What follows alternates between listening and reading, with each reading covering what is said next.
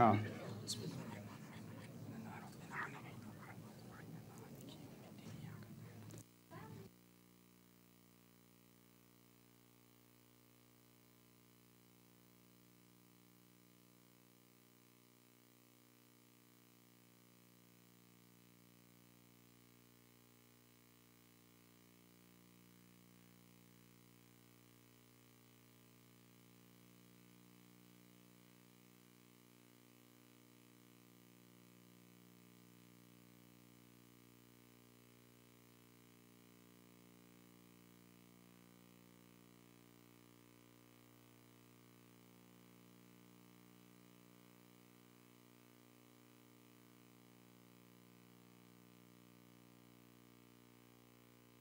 مجتهدون الذي لا يدركه بعد الهمم ولا يناله غوص الفتن الذي ليس لصفته حد محدود ولا نعت موجود ولا وقت معدود ولا أجل ممدود فطر الخلائق بقدرته ونشر الرياح برحمته وودد بالصخور ميدان أرضه ثم الصلاة والسلام والتحية والإكرام على خير الأنام الذي سمي في السماء بأحمد وفي الأرض بأبي القاسم محمد.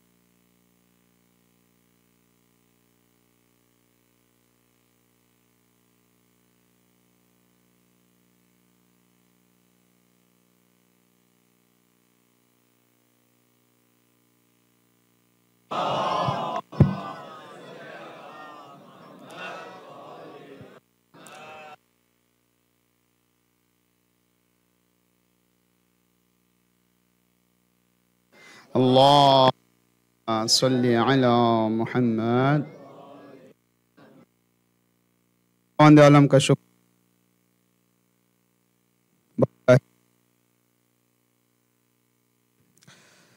حاضر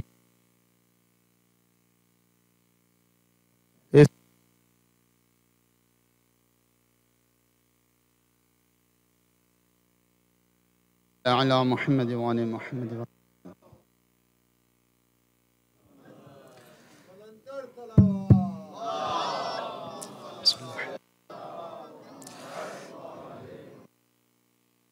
امتحان ہونے چاہیے تاکہ جو ہے وہ نعمتوں.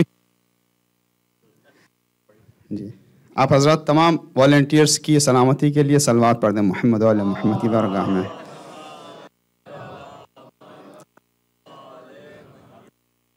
مسلسل جد و جہد اور اسٹرگل اور کوشش کے ساتھ یہ سب امکانات ہم سب کے لیے فراہم کیے جاتے ہیں اور دیکھتے ہیں کہ ذرا سا کہیں کوئی کمی آئے تو بیچارے بہت اس پہ اپنا دھیان لگا کر پوری طاقت اور پوری جانفشانی کے ساتھ فرش ازا امام کو خوبصورت انداز میں درجہ تکمیل تک پہنچانے کی کوشش کرتے ہیں. اللہم صلی علی محمد و علی محمد. تمام والنٹیئر بردرز سسٹرز اسپانسرز اور آرگنائزرز حاضرین ماں بہنیں بچے جوان بزرگ اضافے کی سلامتی کے لیے صلوات پڑھ دیں محمد و علی محمد.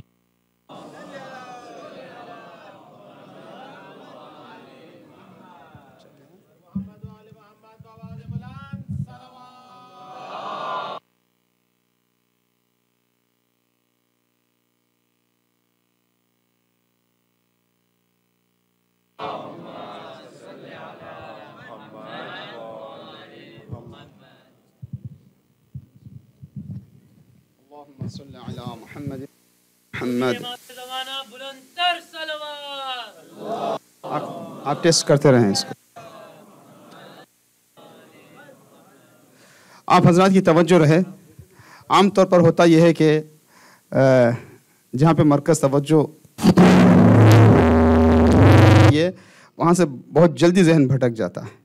چھوٹی سی بھی چیز ہو, یہ بولنے والے کے لیے بھی ایک طرح سے چیلنجنگ ہوتا ہے بعض اوقات, کہ ذرا سا بھی کہیں سے کچھ ہو تو خود بخود لوگ نہ چاہتے ہوئے بھی جہاں پہ دیکھنا چاہیے, جہاں توجہ ہونی چاہیے, اس سے دوسری طرف توجہ چلی جاتی ہے. کوئی بات نہیں, ابھی اس سے تو کام چل رہا ہے. آپ کی توجہ رہے تو انشاءاللہ ہم ٹائم کا فائدہ اٹھا لیں گے.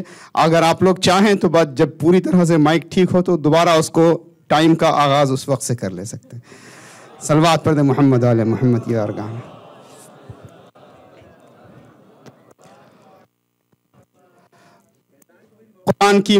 قرآن مجید کی روشنی میں مومن وہ ہیں کہ یاد خدا پر, ذکر خدا پر اپنے دل میں ایک مخصوص رقت, نرمی, کیفیت کا احساس کرتے ہیں, اور جب بھی آیات الہی کی تلاوت ہوتی ہے تو ان کے ایمان میں اضافہ ہوتا ہے اور وہ اپنے پروردگار پر توکل کرتے ہیں اور بھروسہ کرتے ہیں. آپ حضرات کی خدمت میں جہاں تک ہماری بحث کل پہنچی تھی, صلوات پڑھ دیں محمد و آل محمد کی بارگاہ میں.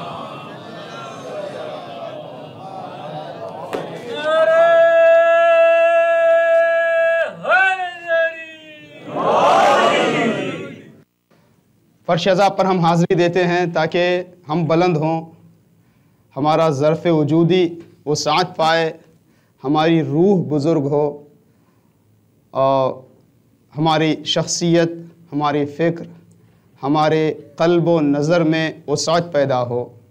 جتنا ظرف بڑا ہوگا, بزرگ جانتے ہیں, جوان بھی جانتے ہیں, ظرف مطلب یہ کہ ہماری شخصیت, لفظی معنی ہوتے ہیں ظرف کے, کنٹینر جس کے ذریعے سے ہم چیزوں کو حاصل کر سکیں, جس میں چیزوں کو رکھ سکیں. فزیکل اعتبار سے الگ ظرف ہے, جیسے برتن ایک ظرف کہلاتا ہے, اسی طریقے سے انسان کا اسپریچول ظرف بھی ہوتا ہے کہ اس کی کیپیسٹی کتنی ہے, کتنی گنجائش پائی جاتی ہے. جیسے جیسے انسان آگے بڑھتا ہے عمر کے ساتھ, پھر معرفت کے ساتھ, علم کے ساتھ, اس کو اپنا ظرف بڑھانا چاہیے اور بڑھتے رہنا چاہیے. کسی عالم دین نے ایک لفظ استعمال کیا تھا, میں جہاں کہیں مجھے لگے کہ تھوڑا سا بات بعض لوگوں کو زیادہ سخت سے لگنے والی ہے تو میں عالم کو یا کسی کو مینشن کر دیتا ہوں کہ وہ ہمارے سر پہ ذمہ داری نہ ڈالی جائے. کہتے ہیں کہ جیسے بچہ جب دنیا میں آتا ہے تو ظاہر ہے کہ 5, 6, 7 پاؤنڈ کا اسی طرح سے کچھ ہوگا, 2-3 کلو اوپر نیچے. پھر اس کے بعد بچہ بڑھنے لگتا ہے, انسان جسم کے اعتبار سے بڑھتا ہے. کہاں جیسے جیسے انسان کی عمر بڑھتی ہے جسمانی اعتبار سے بڑھتا جاتا ہے, اسی طریقے سے انسان کو روح کے اعتبار سے بھی ترقی کرتے رہنا چاہیے. تو ان کا وہ جملہ تھا کہ کچھ لوگ ایسے ہیں کہ جو بس پھیلا ہوا گوشت ہے, عمر کے ساتھ ظرف نہیں بڑھ پایا. اور یہ انتہائی خطرناک چیز ہوتی ہے کہ جہاں صرف زندگی میں میٹریلزم ہو, مادیت ہو, دنیا داری کے علاوہ کچھ نہ ہو تو انسان پھل پھول نہیں رہا ہے, انسان کی انسانیت میں ترقی نہیں آ رہی ہے. اور فرش عزا صرف مجلس عزا ہی نہیں, بلکہ یہ ہماری نمازیں, یہ ہماری عبادتیں, یہ ہماری تلاوتیں, یہ ہماری زیارتیں, یہ خیرات, یہ خدمات, یہ سب اس لیے ہے کہ ہماری شخصیت میں وسعت آتی رہے اور ہم اپنے اندر آگے بڑھنے کی صلاحیت کو مزید بہتر بنائیں اور آگے بڑھتے جائیں. فاستبقوا الخیرات, قرآن مجید نے یہ الفاظ استعمال کیا, سارعوا الى مغفرۃ من ربکم وجنۃ عرضها السماوات والارض اعدت للمتقین. دنیا کی چیزوں میں کمپٹیشن سے منع کیا گیا ہے. آپ خوب کوشش کریں, بہترین سے بہترین ایجوکیشن ہو, بہترین سے بہترین جاب ہو, خوب دولت کمائیں. میں ذمہ داری کے ساتھ عرض کر رہا ہوں, جائز دولت کمانا نہ حرام ہے نہ مکروہ ہے, بلکہ مباح بھی نہیں ہے, یا واجب ہے یا مستحب ہے. ٹھیک ہے, یا واجب ہے یا مستحب ہے. ضرورتوں کی حد تک واجب ہے, اور ضرورت سے بڑھ کر اپنی فیملی کی سہولت کے لیے، لوگوں کی خدمت کے لیے، دین کے کام آنے کے لیے، رشتہ داروں کی مدد کرنے کے لیے، اپنے گھر والوں کو اچھی زندگی فراہم کرنے کے لیے دولت کا حصول مستحب ہے، لیکن دولت برتری یا کمتری کا معیار نہیں ہے۔ دولت انسان کو بلند کرتی ہے، کوئی ضروری نہیں ہے، الٹا بھی ہو سکتا ہے۔ تو عرض کرنے کا مطلب یہ ہے کہ دنیا کی چیزوں سے استفادہ کرنے کی بھرپور اجازت ہے، بلکہ مومنین کو تو سب سے زیادہ مالدار ہونا چاہیے۔ مومنین دوسروں کا خیال کریں، مومنین خمس و زکوٰۃ دینے کے سب قابل ہوں۔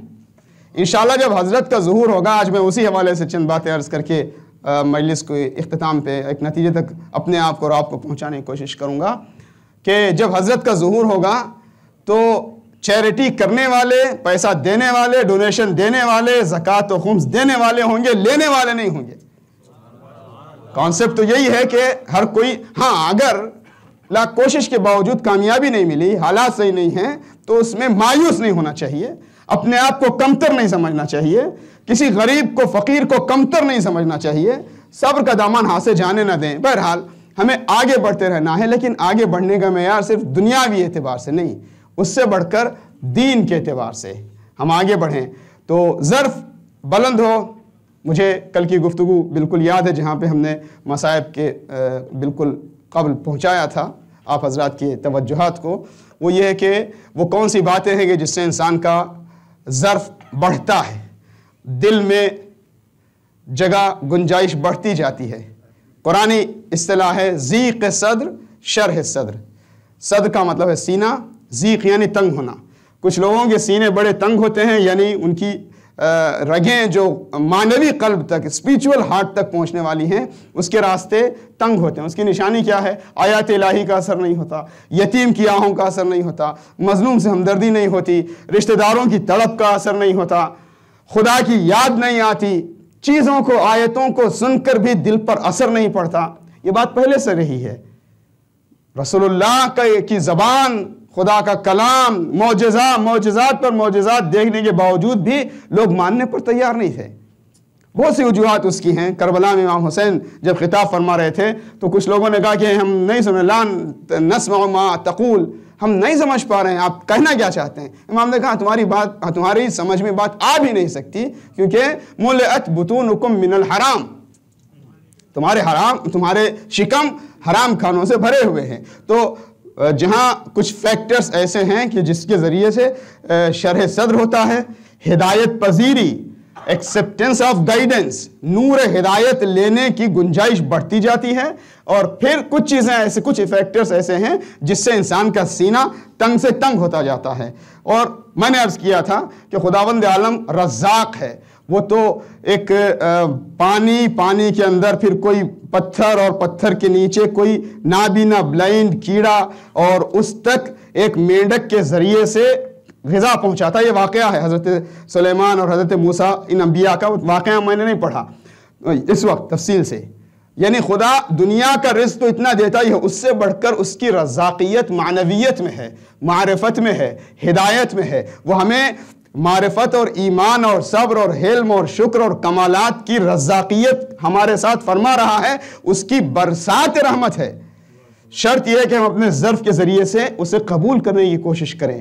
پھر میں دہراؤں گا، فرش اعضا کا کام یہی ہے کہ یہ دلوں کو دھو کر پاک کر دیتا ہے۔ یہ فرش پیوریفیکیشن کا کام کرتا ہے۔ دل، آنکھ سے آنسو جاری ہوں، دل نرم ہو جائے، زمین قلب آمادہ ہو جائے تو یاد خدا کی کاشتکاری اس میں ہونے لگے، پھر اس میں انسان وحدانیت کی جانب آگے بڑھنے لگے، دنیا کی پستیوں سے بلند ہونے لگے۔ تو انہی عوامل اور انہی فیکٹرز میں سے کہ جو انسان کو بلند کرتے ہیں، ان میں سے ایک ہے شکر نعمت، نعمتوں کا شکر بجا لانا۔ میں آیت پڑھوں گا، شروع کروں گا، آپ لوگ اس کو کنٹینیو کر دیں گے۔ آیت کا بھی چھوٹا سا حصہ، لَإِن شَكَرْتُمْ لَأَزِيدَنَّكُمْ، اگر تم شکریہ بجا لاؤ گے تو میں نعمتوں میں اضافہ کر دوں گا۔ یہ مادی نعمتوں میں بھی یہ معاملہ ہے، معنوی نعمتوں میں بھی یہی معاملہ ہے، دنیاوی نعمتوں میں بھی یہی معاملہ ہے، اخروی نعمتوں میں بھی یہی معاملہ ہے۔ اللہ نے آپ کو غذا دی، اللہ نے آپ کو صحت دی، اللہ نے آپ کو اولاد دی، اللہ نے آپ کو گھر دیا، اللہ نے آپ کو دنیاوی عزت سے نوازا، اللہ نے آپ کو بہترین لباس دیے، بہترین دوست دیے، دنیا داری کی جتنی نعمتیں ہیں آپ شکر بجا لاتے رہے، اللہ نے ان نعمتوں میں اضافہ کیا۔ اور یہی کیفیت معنوی نعمتوں میں بھی ہوتی ہے کہ اللہ نے آپ کو ہدایت کا، نماز جیسی نعمت سے نوازا۔ نماز بوجھ نہیں ہے، خدا کی قسم نعمت ہے، یہ عبادتیں بوجھ نہیں ہیں۔ انہا لکبیرۃ الا علی الخاشعین، یہ بوجھ ان لوگ، یہ اگر خاشع ہیں، خشوع ہے، تو ان کے لیے برڈن نہیں ہے، ان کے لیے بوجھ نہیں ہے۔ تھوڑی سی بھی لذت اگر احساس کرنے لگیں تو ظاہر ہے کہ نماز میں، عبادتوں میں، ذکر اعظام میں، ذکر یا حسین کرنے میں لذت پائی جاتی ہے، یہ بوجھ نہیں ہے۔ تو معنوی نعمتوں کا بھی ہم شکریہ بجا لائیں گے تو نعمت میں اضافے پہ اضافہ ہوتا جاتا ہے۔ شکریہ بجا لانے کا ایک طریقہ، زبان سے ہم سجدہ شکر بجا لا کر، نماز شکر بجا لا کر، نذرانہ اور صدقہ شکرانے کے طور پر پیش کر کے، ایک رسمی طریقے کا، ایک قاعدے سے، زبان سے شکر بجا لاتے ہیں اور کہتے ہیں شکرن للہ۔ اور اس سے زیادہ جو اہم شکر ہے، زبان سے اور ذکر کے ذریعے سے جو شکر بجا لایا جاتا ہے، اس سے زیادہ کہا گیا کہ اصل میں حقیقت شکر یہ ہے کہ اللہ نے جیسی نعمت دی ہے اس نعمت کا ویسے استفادہ کیا جائے۔ ہمارے جسم اللہ نے مثلا آنکھ عطا کی ہے، نعمت ہے کہ نہیں ہے؟ ان سے پوچھیں جن کی آنکھیں کمزور ہونے لگتی ہیں، خدا نہ خواستہ اگر کسی کے پاس آنکھ نہیں ہے تو کوئی کم نعمت ہے؟ دیکھیں اگر ایسے ہی بیٹھ کے ہم سوچنے لگے نا تو ہم آپ آلریڈی ملینر بلینر سب کے سب ہیں، کیونکہ جن کے پاس یہ نعمتیں نہیں ہیں، فرض کریے کہ میں آپ کے سامنے ہاتھ ہلا رہا ہوں، آنکھیں دیکھ رہی ہیں، بولنے کی صلاحیت ہے، کیا پتہ ایک لمحہ بعد کیا ہوگا، کیا پتہ خدا نہ خواستہ کب انسان، دنیا کی یہ حقیقت ہے، کسی کے ساتھ بھی ہو سکتا ہے، اور جب چھن جائے تو جن کے پاس آنکھیں نہیں ہیں اور اللہ نے انہیں ملینز آف ڈالرز دیے ہیں تو ملینز خرچ کرنے پر تیار ہوں گے نا ایک آنکھ لینے کے لیے، تو کبھی بھی اپنے آپ کو فقیر تصور ہی نہ کریں۔ یا اس وقت میرا موضوع نہیں ہے، کہا گیا کہ یہ غنا اور فقر، امیری اور غریبی جو ہے یہ اکاؤنٹ میں نہیں آتی ہے، یہ دل کا احساس ہے۔ جیسے آپ احساس کریں، جناب ابوذر کے پاس حاکم شام کی جانب سے، رولر کی جانب سے کچھ انعام کے طور پر، تحفے دینے کے طور پر، زبان بند کرنے کے لیے دو غلام آئے، کہا کہ یہ دیا ہے، اور خلیفہ نے کہا ہے، حاکم نے کہا ہے کہ یہ بالکل ان کا ذاتی مال ہے، بیت المال سے نہیں ہے، کہا نہیں مجھے نہیں چاہیے۔ کہا کہ دیکھو یار اگر آپ لے لو گے تو ہم بھی آزاد کر دیے جائیں گے، کہا تم آزاد ہو جاؤ گے میں غلام ہو جاؤں گا۔ اور اس کے بعد ایک جملہ فرمایا، ان لوگوں نے بہت اصرار کرنے کے بعد ان غلاموں نے کہا کہ اگر ایسا ہے تو مجھے، آپ بڑے اطمینان سے کہے جا رہے ہو کہ میرے پاس بہت کچھ ہے، مجھے نہیں چاہیے، میرے پاس ہے، I'm good، آپ لوگ بولتے ہیں نا میرے پاس ہے، بہت ہے کی بات کر رہے ہو، بہت کچھ ہے، کیا ہے تمہارے پاس؟ ہم تو کچھ بھی نہیں دیکھ رہے ہیں۔ تو حضرت ابوذر نے کہا یہ دیکھو یہ برتن رکھا ہے یہاں پہ، اس میں 2 روٹیاں آج کی رکھی ہیں اور میرے لیے کافی ہے۔ غنا اور امیری احساس کا نام ہے۔ بعض لوگوں کے پاس بہت کچھ بھی ہوتا ہے مگر پھر بھی اسٹریس میں ہے، کیونکہ دنیا گریڈی بناتی ہے، حریص بناتی ہے۔ میں پھر عرض کروں گا، آگے بڑھنے کی کوشش کرنا غلط نہیں ہے، دنیا سے اٹیچمنٹ غلط ہے۔ صلوات پڑھ دیں محمد وعلی محمد۔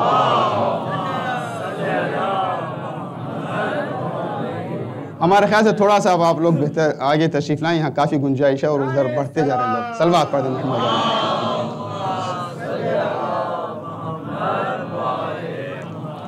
تو نعمتوں کا شکر کبھی زبان سے ہوتا ہے، ذکر کے ذریعے سے ہوتا ہے، مگر جو بڑے درجے کا شکر ہے، جو حقیقت شکر ہے یا جو کمال شکر ہے، وہ یہ کہ انسان نعمت کو اس راہ میں استعمال کرے جس راہ میں اللہ نے دیا ہے۔ یہ آنکھیں ہم نے عرض کیا تھا خدا تک پہنچنے کی سیڑھیاں ہیں، یہ زبان قرب پروردگار کا ذریعہ ہیں، یہ جو اعضاء و جوارے ہیں، یہ جو امکانات ہیں، یہ جو ہمارے پاس طاقتیں ہیں، یہ صلاحیتیں ہیں، یہ زبان ہے، یہ سننے کی صلاحیت ہے، یہ پہچان ہے، یہ چہرہ، یہ سب قرب پروردگار کا ذریعہ ہیں۔ اور تو آنکھ سے صحیح استعمال آنکھ کا ہوگا، خدا کی راہ میں جائز چیزوں کے لیے، مستحب چیزوں کے لیے آنکھ کا استعمال ہوگا، یہ آنکھ کا حقیقی شکر ہے۔ اور یہی کیفیت جو ہے وہ معنوی نعمتوں میں ہے۔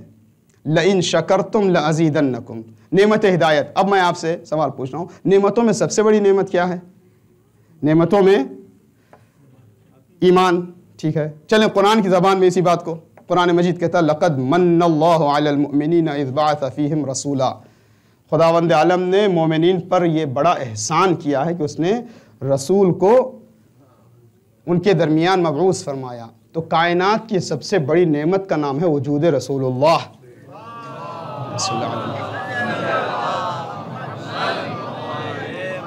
تو رسالت ختمی مرتبت کائنات کی سب سے بڑی نعمت ہے، اس کے لیے زبان سے بھی شکر بجا لانا چاہیے، سجدہ شکر بھی بجا لانا چاہیے، نماز شکر بھی بجا لانا چاہیے، شکرانے میں صدقہ اور خیرات اور قربانی بھی ہونی چاہیے، اور اس سے بڑھ کر رسول اللہ کی رسالت و ہدایت سے استفادہ کرنا چاہیے۔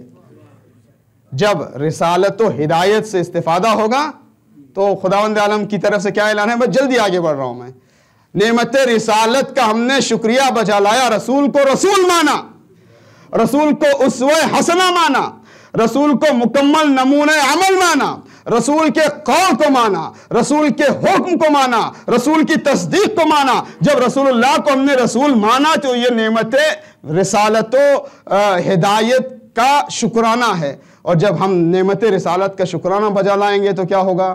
ایک دن ایسا بھی آئے گا کہ رسول دنیا سے اٹھنے والے ہیں، جب مرسل اعظم نہ رہے کون رہے گا؟ ٹھیک ہے، زہر دیا گیا رسول اللہ کو۔ اگر آپ نے نعمت رسالت کی قدر کی، بظاہر جسم کے اعتبار سے رسول اللہ دنیا سے چلے بھی جائیں تو کیا ہوا؟ خداوند عالم تمہیں ایک تمام اکمال دین دے گا۔ رسول اللہ کے بعد یا رسول اللہ کے ساتھ سب سے بڑی نعمت کا نام کیا ہے؟ پھر قرآن مجید پڑھ رہا ہوں، الیوم اکملت لکم دینکم واتممت علیکم نعمتی ورضیت لکم الاسلام دینا۔ نعمت ولایت تمام نعمت ہے، یہ اکمال دین بھی ہے، اس سے بڑی کوئی نعمت ہے ہی نہیں۔ رسول اللہ کے بعد یا رسول اللہ کی بھی ولایت ہے، ظاہر ہے کہ رسول اللہ کے پاس ولایت بھی ہے، رسالت بھی ہے، امامت بھی ہے، جانشینی کا تصور نہیں ہے، بلکہ جتنے عہدے ہیں وہ سب کے سب رسول اللہ کے پاس ہیں۔ رسول اللہ کی جانشینی امیر المومنین کو اور ائمہ معصومین کو ہے۔ تو نعمت رسالت کے شکرانے پر نعمت امامت ملتی ہے۔ یہ قرآن مجید کی آیت ہے نا، لَإِن شَكَرْتُمْ لَأَزِيدَنَّكُمْ، نعمت رسالت پر شکریہ بجا لاؤ تو تمہیں نعمت امامت ملے گی۔ مگر نعمت امامت ملنے کے بعد بھی، اچھا یہ ہمارا عقیدہ بھی ہے اور تاریخی حقیقت بھی، کوئی امام ظاہری طبعی موت سے دنیا سے نہیں اٹھا، سب کو شہید کیا گیا۔ تو نعمت ولایت کامل نعمت امیر المومنین کی ولایت تھی، لیکن ظالم نے 1000 درہم سے تلوار خرید کر 1000 درہم کا زہر پلوا کر، اس کے پیچھے جو بھی سازشیں تھیں، امیر المومنین کو شہید کر دیا۔ آواز پروردگار آئی، تم نے اگر نعمت ولایت کا شکرانہ بجا لایا تو ہم تمہیں محروم نہیں رکھیں گے۔ ظالم مولا علی کو قتل کر دے تو کیا ہوا؟ تمہیں حسن مجتبیٰ کے حلم کے ذریعے سے نعمت کو بڑھا دیں گے تمہارے لیے۔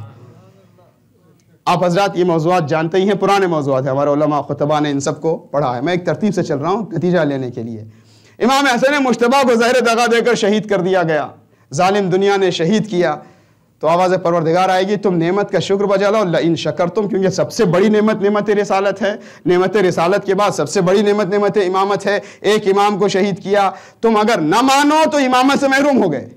امام کو امام مانو، فالو کرو، تو اس کے بعد دوسرا امام مجتبیٰ کے بعد شہید کربلا کو بے دردی سے شہید کر دیا گیا، یہاں تک کہ سب کے سب ساتھی جانثار شہید کر دیے گئے، ان کے جنازے پامال کر دیے گئے، خیموں کو آگ لگا دی گئی۔ مگر اللہ نے کہا دیکھو اگر تم نعمت کا شکر بجا لاؤ گے تو اتنے حساس اور خطرناک حالات کے باوجود بیمار رکھ کر ہی صحیح میں نعمت امامت کو آگے بڑھا کر دوں گا، تمہیں محروم نہیں کروں گا۔ سید سجاد نعمت ہیں۔ اب آپ اسی سلسلے کو آگے بڑھائیں، اس کے بعد سید سجاد کو ظالم دنیا نے شہید کیا، 5ویں امام، 6ویں امام، 11 اماموں کو دنیا نے شہید کیا۔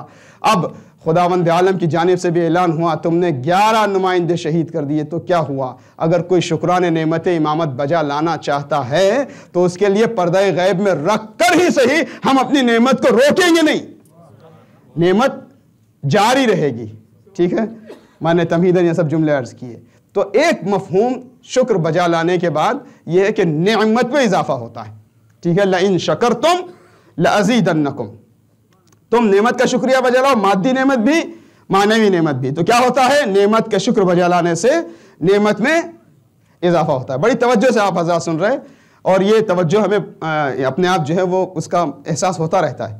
بعض اوقات جو ہے ایک فیڈ بیک یا رد عمل کے طور پر کبھی لوگ درود کے ذریعے سے، دعا کے ذریعے سے، سبحان اللہ کے ذریعے سے، اور کبھی ایسا ہوتا ہے کہ آپ کو اتنا بھی ٹائم درمیان میں نہیں مل رہا ہے، آپ کی نگاہیں ہمارے ساتھ بالکل ساتھ ساتھ چل رہی ہوتی ہیں. تو یہ خود اپنی جگہ پر جو توجہ ہے وہ شاید سب سے زیادہ پاورفل فیڈ بیک یا ایک انگیج رہنے کا، دو طرفہ مکالمے کا بڑا سہارا رہتا ہے. بہرحال سلوات پڑھ دیں محمد والے محمد کی بارگاہ میں. لَإِن شَكَرْتُمْ لَأَزِيدَنَّكُمْ، اگر تم نے شکریہ بجا لایا تو ہم تمہاری نعمت میں اضافہ کریں گے. یہ عام طور پر مشہور ترجمہ اور انداز تفسیر ہے. ایک اور ترجمہ یا ایک انداز سمجھانے کا ہے، اس میں کوئی تضاد اور کنٹرڈکشن نہیں ہے. وہ یہ ہے کہ آپ یہی نہیں، ذرا لفظوں پہ آپ غور کریں. عربی نہیں بھی آتی ہے تو کوئی بات نہیں، میں بالکل حرف لفظ اس کا ترجمہ کروں گا. لَإِن شَكَرْتُمْ، اگر تم نے شکریہ بجا لایا، لَأَزِيدَنَّكُمْ، اس کو عربی گرامر میں کہتے ہیں لام تاکید شروع میں، پھر آخر میں نون مشدد، وہ بھی تاکید کے لیے فورسفل طریقے سے، بہت زیادہ اہمیت کے اظہار کے ساتھ کسی چیز کو بتانا ہو تو یہ نون مشدد آخر میں آتا ہے. لَأَزِيدَنَّكُمْ، اس کا لفظی ترجمہ بنے گا میں تم سب کو، لَأَزِيدَنَّكُمْ، میں ضرور تمہیں بڑھا دوں گا، میں ضرور تم کو بڑھا دوں گا. یہاں صرف یہ نہیں ہے کہ نعمت میں اضافہ ہوگا، یہ نہیں کہا جا رہا ہے صرف کہ نعمت میں اضافہ ہوگا، نہیں، تمہارے وجود میں، تمہاری شخصیت میں، تمہاری شخصیت روحی میں، تمہارے قلب و دماغ میں، تمہاری موجودگی میں اضافہ ہوگا. یعنی تم بڑے ہو جاؤ گے، یعنی صرف نعمت ہی نہیں بڑھے گی. ہمارا جو عنوان گفتگو ہے ترقی کر کے آگے بڑھنا، یہ نہیں کہ صرف نعمتیں بڑھیں گی، تم بڑھ جاؤ گے، تمہارے وجود میں ترقی ہوگی، تم آگے نکل جاؤ گے. خدا کی نعمتوں کا شکریہ بجا لاؤ تو خداوند عالم تمہیں آگے بڑھا دے گا. کیسے؟ مثلا جن کو دامن امام ملا، جن کو دامن رسول ملا، جن کو باب مدینۃ العلم کا دروازہ مل گیا، نہیں کہ صرف ان کے لیے نعمتوں میں اضافہ ہوا، دنیا کی ظاہری نعمتیں تو اپنی جگہ پر، اس سے بڑھ کر ہدایت کی نعمت، امامت کی نعمت، ولایت کی نعمت، قربت امام کی نعمت، کتنی اضافہ ہوئی. جناب میثم تمار، اتنا تذکرہ ہم سنتے ہیں. میثم کون تھے؟ کئی غلام تھے کسی خاتون کے، امیر المومنین نے خرید کر آزاد کیا. قدیم زمانے سے لے کر آج کے زمانے تک جتنے امیر اور مالدار اور بڑے لوگ ہیں وہ پیسہ خرچ کر کے لوگوں کو غلام بناتے ہیں. جو امیر المومنین ہے وہ انسانوں کو خرید کر کے آزاد کرتا ہے. ٹھیک ہے، جناب میثم صرف آزاد کردہ امیر المومنین ہی نہیں ہیں، یہی معاملہ نہیں ہے، بلکہ ذرا کہتے ہیں نا پروموشن، ترقی، ارتقائی منزلیں دیکھیں. میثم تمار آگے بڑھتے گئے یہاں تک کہ امام کے، مولا کائنات کے چاہنے والوں میں سے، شاگردوں میں سے، دوستوں میں سے، اور آگے بڑھتے بڑھتے اس منزل تک پہنچے کہ جہاں پر جناب میثم تمار اسرار و رموز امیر المومنین کے رازدار بنے. میں عرض کر رہا ہوں لَأَزِيدَنَّكُمْ، کتنے اوپر جا سکتے ہو؟ لَأَزِيدَنَّكُمْ، تمہیں ہم بڑھا دیں گے، اتنا بڑھا دیں گے. یہ آپ لوگوں نے سینکڑوں، ہزاروں بار، ہزاروں نہیں تو کم از کم سینکڑوں بار اس بات کو سنا اور پڑھا ہے کہ میثم تمار کھجور بیچنے والے امیر المومنین جاتے تھے ان کے پاس. ہم سن کے رک جاتے ہیں. کبھی دیکھیں دنیا کا دستور ہے، دنیا سب مل کر یا علی امیر المومنین کو پکلائے یا حسین. دستور دنیا یہ ہے کہ پیاسا دریا تک جاتا ہے.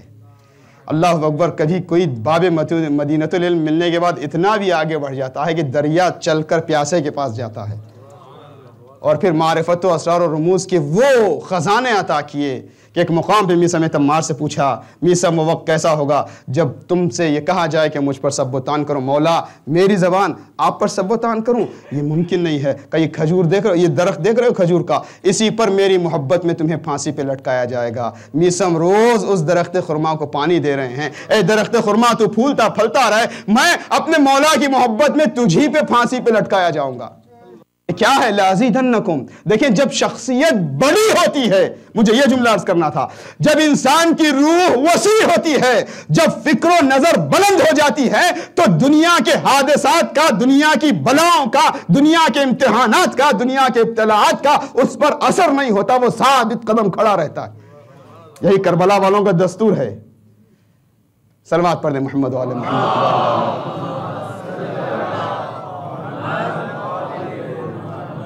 ظرفیت بڑی ہوتی ہے.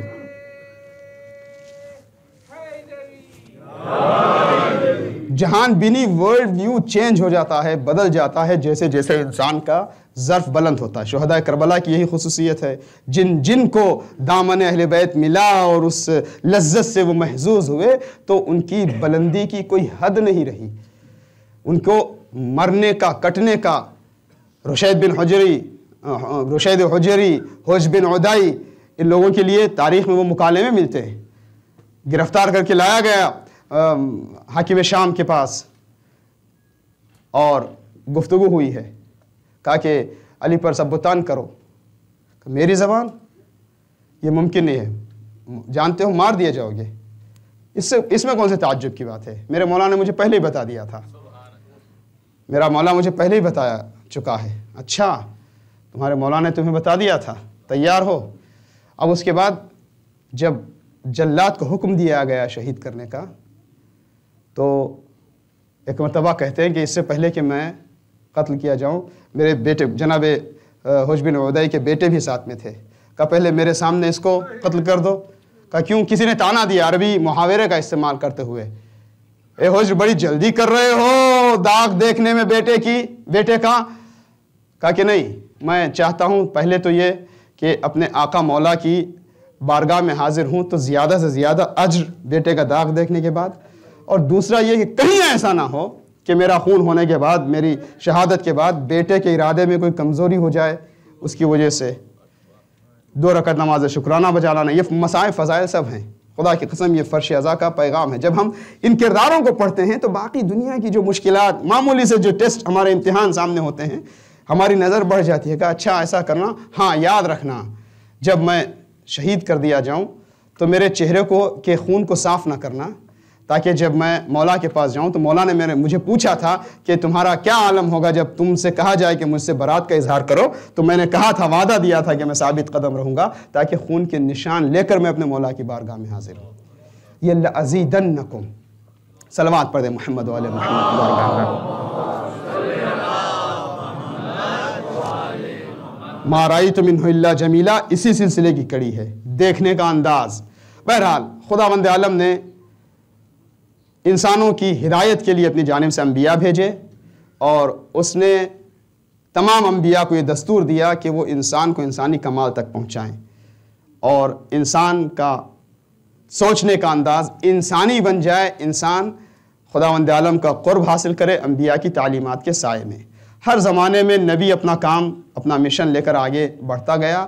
سب کا طریقہ، سب کا مقصد اور سب کی کوششیں، سب کا مشن ایک تھا کہ انسان کو درجہ تکمیل تک پہنچائیں، انہیں فکری اعتبار سے بلند کر کے یہ جو ترقی اور تنزل کی بیچ کی کیفیت میں ہے، اس میں انسان کو آگے بڑھائیں. تمام انبیاء کا یہ طریقہ رہا ہے اور تمام انبیاء کا مقصد یہی رہا ہے. زمانے کی کیفیتیں، زمانے کے حالات، زمانے کے فتنے الگ الگ انداز کے رہے ہیں، لیکن انبیاء کا مشن ہمیشہ یہی رہا کہ انسان کو انسان بنائیں. کہا گیا کہ انبیاء جو ہے وہ انسان کی صلاحیت کو پہچانتے تھے، جوہر انسانیت سے واقف تھے. کیسے انسان بنایا جاتا ہے؟ قدر گوہر شاہ داند یا بداند جوہری. تو جیسے ہر فیلڈ کا کوئی ایکسپرٹ ہوتا ہے، انسان شناسی کا ماہر اور ایکسپرٹ جو ہے وہ نبی ہوتا ہے. نبیوں نے اپنا کام کیا. توجہ کریں، میں بالکل ایک تمہید کے ساتھ ایک پیغام آپ کی خدمت میں آج عرض کرنا چاہتا ہوں اسی موضوع کے حوالے سے کہ جس زمانے میں ہم جیتے ہیں اور اس میں جو ترقی کی راہیں ہیں اور جو تنزلی کی راہیں ہیں، تو انبیاء اپنا کام کرتے رہے. ہر نبی آیا، اس نے ہدایت کے سلسلے کو آگے بڑھایا. زمانے کے حالات قاتل اپنے چہرے، اپنے رنگ بدلتا رہتا ہے. یہ خصوصیت ہے ظلمات کی کہ ظلمات الگ الگ ہیں. اسی لیے قرآن مجید میں ظلمات پلورل ہے، اور جو نور ہے وہ ایک ہے. ہمیشہ حق ہمیشہ ایک ہوتا ہے، حق میں کوئی اختلاف ذاتی طور پر نہیں ہوتا ہے۔ چنانچہ تمام انبیاء کا مقصد بھی ایک، طریقہ بھی پاکیزہ، مشن بھی پاکیزہ، طریقہ بھی ناصحانہ، اور سب کا اجر بھی ایک، سب کا اجر بھی ایک، اجر رسالت بھی ایک۔ قرآن مجید پڑھیں، آپ لوگ آرام سے سن رہے ہیں سکون سے، میں بھی سکون سے عرض کرنے کی کوشش کروں گا، ٹھیک ہے؟ کوئی زیادہ خطابت کے اظہار کی ضرورت نہیں ہے۔ تمام انبیاء کا مقصد ایک، طریقہ ناصحانہ، مشن ایک، سب کا اجر بھی ایک۔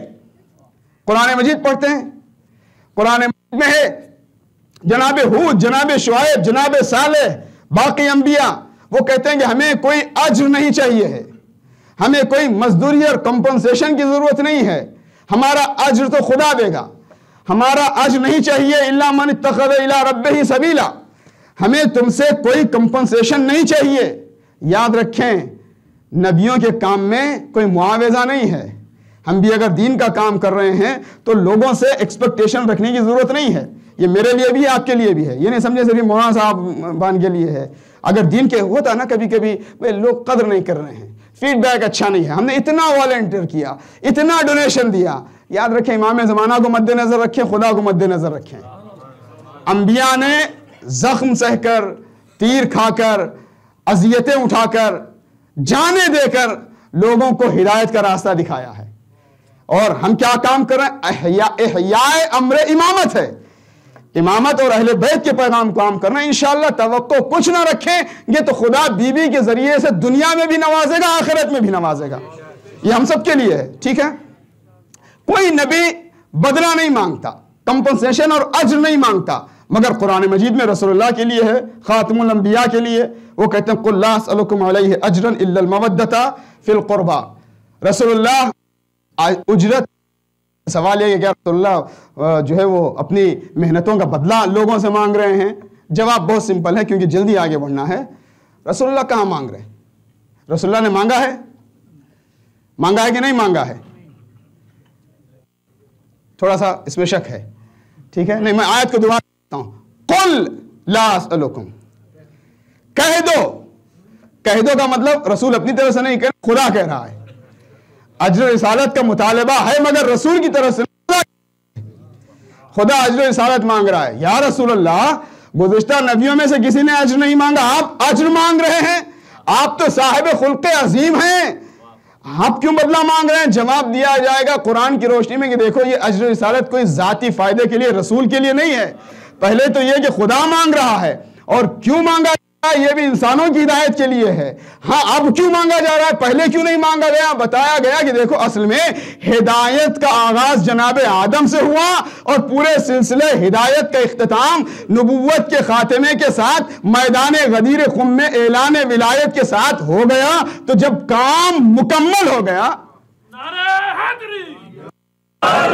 سادہ زبان میں، آج کی زبان میں، جب پروجیکٹ مکمل ہو گیا، جب عمارت ہدایت مکمل ہو گئی ولایت کے ذریعے سے، جب کام اور مشن مکمل ہو گیا، تب سوال اجرت ہوا کہ جو اجر رسالت ادا کرنا چاہتا ہے وہ اہل بیت رسول سے محبت کرے۔ تو ماننا پڑے گا یہ اہل بیت سے جو محبت ہے، صرف یہ رسول اللہ کی رسالت کی اجرت نہیں ہے، یہ آدم کی نبوت کی بھی اجرت ہے، ابراہیم کی نبوت کی بھی اجرت ہے، موسیٰ اور عیسیٰ کی نبوت کی بھی اجرت ہے، رسول اللہ کی زحمتوں کی بھی اجرت ہے۔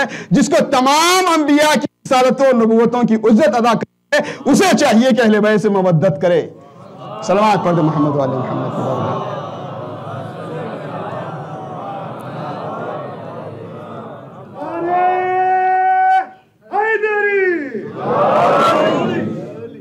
اور یہ بھی ان کے فائدے کے لیے نہیں، ہمارے فائدے کے لیے ہے، انسانوں کے فائدے کے لیے ہے، ٹھیک ہے؟ تمام انبیاء آتے گئے، ہر ایک نے اپنی ہدایت کا کام کیا۔ ختم رسالت کے ساتھ الحمدللہ امامت کا سلسلہ جاری ہے، جو سب سے یونیک خصوصیت ہے مکتب تشیع کی۔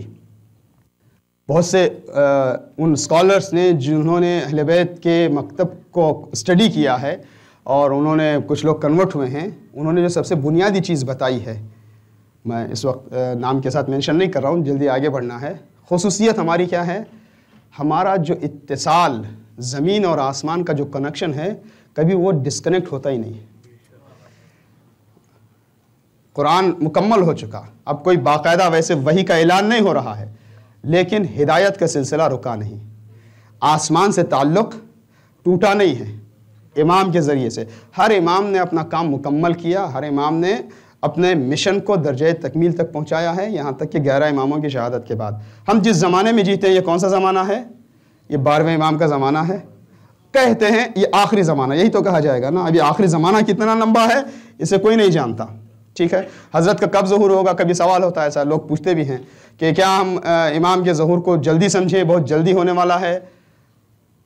توجہ کریں، کوئی طے نہیں کر سکتا وقت کو، لیکن یہ میری اور آپ کی ذمہ داری ہے کہ امام کے ظہور کو بہت جلد سمجھیں۔ جہاں تک تیاری اور پریپریشن کا معاملہ ہے، یہ کہ ابھی امام کی آمد ہونی ہے، اس کے لیے ہم اپنے آپ کو تیار کریں۔ آخری زمانے میں ہم رہتے ہیں، یہ سب میں نے ابھی تک جو آپ کا وقت لیا اور آپ لوگ ماشاءاللہ سنجیدگی سے سنتے رہے اس موضوع پر گفتگو کرنے کے لیے۔ جس زمانے میں ہم جیتے ہیں یہ آج کا زمانہ ایسا ہے جس میں چیلنجز اور اخلاقی مشکلات ایسی ہیں جو گزشتہ تمام زمانے میں، تمام نبیوں کے زمانے میں الگ الگ طریقے سے جو پائی جاتی تھیں وہ سب ملا کر کے آج کے زمانے میں پائی جاتی ہے۔ یعنی کیا مطلب؟ حضرت نوح کے زمانے میں کچھ خاص برائیاں تھیں، حضرت ابراہیم کے زمانے میں کچھ خاص برائیاں تھیں، حضرت ہود و سمود کے زمانے میں کچھ خاص برائیاں تھیں، حضرت عیسیٰ کی قوم کے ساتھ کچھ خاص مسائل تھے، حضرت موسیٰ کی قوم کے ساتھ کچھ خاص مسائل تھے، رسول اللہ کے زمانے میں بھی کچھ خاص مسائل تھے، ان کا بھی کمبینیشن تھا۔ جیسے اگر ہم ان تمام حالات کو مختصر طور پر ایک فہرست میں جلدی سے دیکھنا چاہیں تو گزشتہ قوموں میں جو برائیاں تھیں، بت پرستی، بتوں کو آئیڈل ورشپنگ، ٹھیک ہے، اور یا سورج کی پوجا کرنا، پتھر کی پوجا کرنا، آگ کی پوجا کرنا، انسان کی پوجا کرنا، درخت کی پوجا کرنا، ٹھیک ہے۔ اس کے علاوہ اخلاقی برائیاں، انسانوں کو غلام بنانا، لوگوں پر ظلم کرنا، ناپ تول میں کمی، اخلاقی گراوٹیں، بدفعلی اور برائی، اور جادو کے ذریعے سے خاندانوں میں پھوٹ ڈالنا، اور اسی طریقے کی بہت سی برائیاں ہر الگ الگ زمانے میں الگ الگ طرح سے پائی جاتی تھی۔ جس زمانے میں ہم جیتے ہیں یہ آخری زمانہ ہے، اور شیطان ابلیس بھی اپنے آپ کو اپڈیٹ کرتا رہتا ہے۔ یہ نہیں کہ اس نے جو پرانے حربے رکھے تھے وہی نہیں، بلکہ وہ زمانے کی ضرورت اور تقاضے کے اعتبار سے بہت آگے کر کے کریٹیویٹی بھی اس کے اندر ہے، نئے حربے استعمال کرتا رہتا ہے۔ چنانچہ جو آخری زمانہ ہے اس میں گزشتہ امتوں کی جتنی برائیاں تھیں سب کا کمبینیشن ہے۔ یعنی ایک برائی نہیں، جو پرانی قوموں میں جو برائیاں اور کمیاں اور جو مظالم پائے جاتے تھے وہ سب کا سب ملا کر کے آج کے زمانے میں ہمارے سامنے نظر آتا ہے۔ اور پھر دنیا کی ترقی کے ساتھ یہ جو دجال کا تصور ہے، تفصیل میں جانے کی ضرورت نہیں ہے، کیا وہ فرد ہے کہ جس کی ایک پیشانی میں آنکھ ہوگی، یا وہ ایک سسٹم کا نام ہے، ایک لائف سٹائل کا نام ہے، طریقے کا نام ہے، جو بھی ہو، تو ایک طرف اتنا بڑا خطرناک ماحول ہے، اس میں اگر بیدار نہیں رہیں گے، ہم اگر تیار نہیں رہیں گے تو بہت مشکل ہے اپنے آپ کو، اپنے ایمان کو، اپنی اولاد کے ایمان کو بچانا۔ تو کیا میں آپ کو بیٹھ کر یہاں آپ لوگ جو ہے وہ فرش عزا پر آئے ہیں، تھوڑا سا تسلی ہوتی ہے، تھوڑی سی تسکین ہوتی ہے، کچھ آنسو آنکھ سے جاری ہو جاتے ہیں تو یہاں سے ٹینشن فری ہو کے جانا ہے، تو آپ آئے ہیں تھوڑا سا ہلکا ہونے کے لیے اور ہم خواہ ڈرا کر کے آپ کو مایوس کر کے ٹینشن زیادہ دلا کے بھیج رہے ہیں؟ کیا ایسی بات ہے؟ یاد رکھیں، خدا کی قسم ہمارے سامنے سب سے زیادہ امیدوارانہ نظام ہے۔ جس سسٹم کو ہم مانتے ہیں اور جو میتھڈ ہمارے پاس ہے وہ اس کے اندر تمام مسائل کا حل ہے، سلوشن ہے، قرآن مجید ہے، ائمہ معصومین کی تعلیمات ہیں۔ تو جہاں اتنے شیطان کے حربے ہیں وہاں پر جو امام ہمارے زمانے کا امام ہے اور انشاءاللہ جس کے ظہور سے دنیا کو مکمل عدل و انصاف ملے گا، آپ اس کی عظمت اور اس کے کمالات پر غور کریں اور انہیں یاد رکھیں۔ امام کی زیارتوں میں سے خاص طور سے جو سرداب مبارک میں جو زیارت پڑھی جاتی ہے اس میں سے ایک جملہ ہے کہ سلام ہو اس پر جو روئے زمین پر اللہ کی حجت ہے، اور اس کے بعد الذی عندہ مواریث الانبیاء المنتہا الیہ آثار الاسفیاء۔ امام وہ ہے کہ جس کے پاس تمام نبیوں کی میراثیں ہیں اور تمام نبیوں کی نشانیاں بھی ہیں، میراثیں بھی ہیں، نشانیاں بھی ہیں۔ جو امام ہمارے ہیں پردہ غیب میں ہم کہتے ہیں پردہ غیب میں پردہ غیب میں ہیں، ایسا نہیں کہ دور ہیں، ہمارا امام کہیں پہاڑوں سے دور جنگل سے کہیں آنے والا نہیں، وہ ہمارے درمیان ہے، حقیقت میں ہم غیبت میں ہیں، ہماری آنکھوں میں تابع نظر نہیں ہے۔ تو امام کے پاس مواریث الانبیاء ہیں اور تمام اصفیاء اور انبیاء کے آثار ہیں۔ آثار کا مطلب کیا؟ نشانیاں بھی ہیں۔ مواریث کا مطلب کیا ہے؟ ان کے کمالات، میراث ہیں۔ حضرت آدم کا علم اور ان کی صفوت ہے، حضرت ابراہیم کی خلت ہے، حضرت موسیٰ کی ہیبت و مناجات ہے، حضرت یوسف کا جمال ہے، اور حضرت یونس کا ورع ہے، حضرت یعقوب کا حزن ہے، اور حضرت داؤد کا لحن ہے، جناب سلیمان کا اقتدار اور طاقت ہے، اور جناب عیسیٰ کی عبادت و زہد ہے، رسول اللہ کا اخلاق ہے۔ جو ہمارا امام ہے وہ شجاعت و علم علی کا وارث ہے، حلم حسن کا وارث ہے، شہادت حسین کا وارث ہے، سید سجاد کی عبادتوں کا وارث ہے، علم باقر علم النبیین کا وارث ہے، اس کے پاس صادق آل محمد کی صداقت ہے، کاظم آل محمد کے کظم غیظ کی قابلیت پائی جاتی ہے، وہ مقام رضائے علی رضا کا وارث ہے، اس کے پاس تقی کی جود و تقوی ہے، اس کے پاس ہدایت و پاکیزگی امام علی نقی ہے، اس کے پاس امام عسکری کی طاقت و قوت ہے، اور وہ تمام انبیاء و اوصیاء اور ائمہ کا کل 1,24,000 انبیاء اور 11 اماموں کے تمام کمالات کا وارث ہے۔ یہی نہیں، اس سے آگے بڑھ کر المنتہا الیہ آثار الاسفیاء، ان کے پاس تمام انبیاء کی نشانیاں ہیں۔ حضرت سلیمان کی انگوٹھی ان کے پاس ہے، حضرت موسیٰ کا عصا ان کے پاس ہے، یہ روایتیں میں عرض کر رہا ہوں آپ کو۔ ہمارے امام کے پاس حضرت موسیٰ کا وہ پتھر ہے جس سے پانی جاری کیا گیا تھا، حضرت موسیٰ کا وہ صندوق سکینہ ہے جس میں ان کی مادر گرامی نے انہیں بچپن میں رکھا تھا، اور اس کے بعد جناب موسیٰ نے الواح تورات کو اس میں محفوظ کیا تھا۔ جناب عیسیٰ کا کہ وہ آسمانی نشانیاں جو مائدہ آسمانی کے ذریعے سے تھیں وہ ہمارے امام کے پاس ہیں۔ امام کے پاس جناب یوسف کا وہ پیراہن ہے جس کا قرآن مجید میں تذکرہ ملتا ہے۔ جب حضرت یعقوب نے دور سے اس خوشبو کو محسوس کیا تھا تو اعلان کیا تھا، پھر جناب یعقوب کی آنکھوں سے انہیں مس کیا گیا تھا تو ان کی آنکھیں واپس آ گئی تھیں، ان کی آنکھوں کو دیکھنے کی صلاحیت مل گئی تھی۔ ہمارا امام وہ ہے کہ جس کے پاس تمام نبیوں کی نشانیاں ہیں، رسول اللہ کی نشانی ہے، ان کے پاس امامہ جو ہوگا وہ رسول اللہ کا ہوگا، ان کے پاس جو ذوالفقار ہوگی وہ امیر المومنین کی ہوئی، جو تلوار ہوگی امیر المومنین کی ذوالفقار ہوگی، ان کے پاس وہ پرچم ہوگا جو بدر میں جبریل کے ذریعے سے نازل کیا گیا تھا، ان کے پاس آنے والے امام ہمارے وہ لباس پہن کر کے آئیں گے جو رسول اللہ کا پیراہن ہوگا۔ جنگ احد میں رسول اللہ کے دندان مبارک شہید ہوئے تھے تو رسول اللہ کا جو زخمی ہونے کی وجہ سے خون لگا تھا وہ پیراہن رسول اللہ ہمارے زمانے کے امام کے پاس ہوگا۔ ان کے پاس کربلا کی نشانیاں ہوں گی، تبرکات ہوں گے۔ کہا گیا کہ امام کے ساتھی کون ہوں گے؟ کہ امام کے ساتھی وہ سب ملائکہ جو جناب نوح کو کشتی پہ سوار ہونے کے ساتھ ہمراہی کر رہے تھے وہ ملائکہ امام کے ساتھ ہوں گے۔ وہ ملائکہ جو جناب ابراہیم کے ساتھ آگ میں گلزار بننے کی کیفیت میں تھے وہ ملائکہ بھی ہمارے امام کے ساتھ ہوں گے۔ جناب موسیٰ کے ساتھ دریائے نیل سے گزرتے ہوئے جو ملائکہ تھے وہ ہمارے امام کے ساتھ ہوں گے، اور ہمارے امام کے ساتھ جو جناب عیسیٰ بلندی پہ لے جائے گئے بل رفعہ اللہ وہ ملائکہ بھی امام کے ساتھ ہوں گے۔ اسی طریقے سے قرآن مجید بنص سے قرآن مجید یہ کہا گیا ہے کہ جنگ بدر میں فرشتے نازل ہوئے تھے، وہ فرشتے بھی امام کے ساتھ ہوں گے۔ امام کے ساتھ وہ فرشتے بھی ہوں گے کہ جو زائرین کے لیے دعا دیتے ہوئے یا 4000 فرشتے عصر عاشور امام پر نازل ہوئے تھے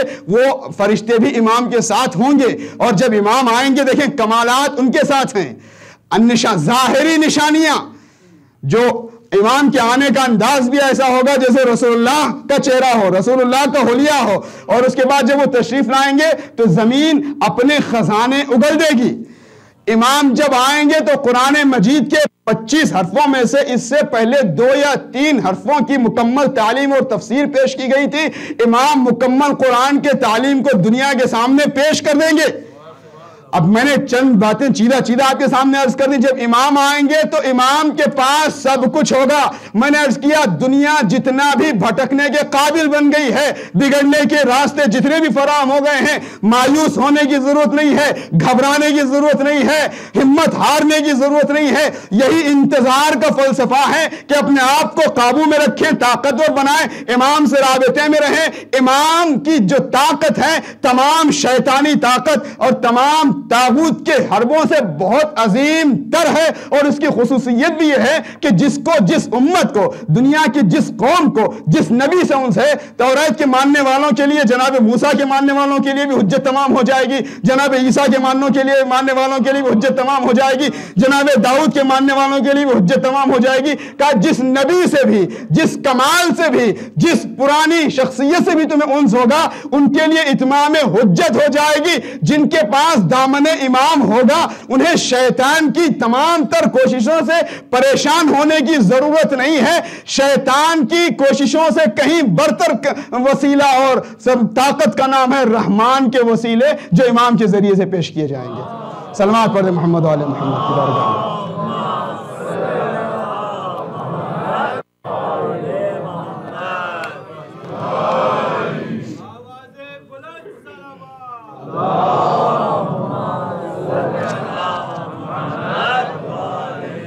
ہو سکتا ہے کوئی سوال پوچھے, کسی کے ذہن میں سوال پیدا ہو, پھر میں دہرا رہا ہوں, سوال کبھی غلط نہیں ہوتا.